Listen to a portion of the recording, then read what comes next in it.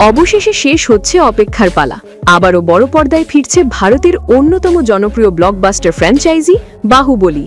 কিন্তু এবার এটি কোনো নতুন অধ্যায় নয়, বরং দুই মহা অধ্যায়ের এক নতুন রূপ, বাহুবলী দি এপিক।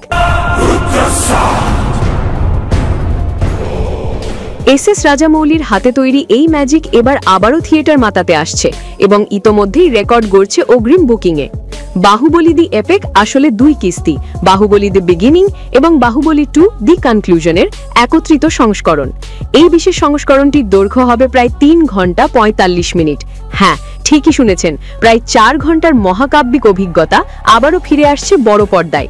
এই নতুন সংস্করণে থাকবে একাধিক রি-এডিটেড সিন, উন্নত ভিএফএক্স এবং রিমাস্টার্ড সাউন্ড, আর মুক্তি পেতে যাচ্ছে এই শুক্রবার 31 অক্টোবর বিশ্বব্যাপী।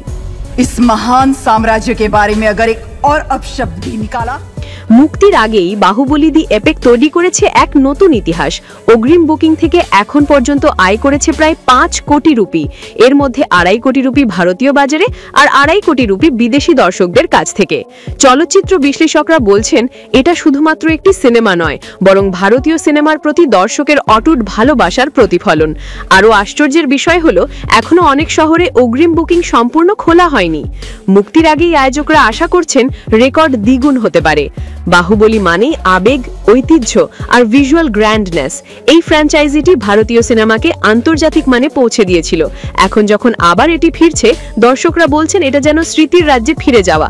থিয়েটার মালিক এবং পরিবেশকরা ইতোমধ্যেই প্রস্তুত। বিশেষ করে মুম্বাই, হায়দ্রাবাদ, ব্যাঙ্গালোর এবং চেন্নাই শহরে বুকিংয়ের চাপ সামলাতে বাড়ানো হচ্ছে শো সংখ্যা।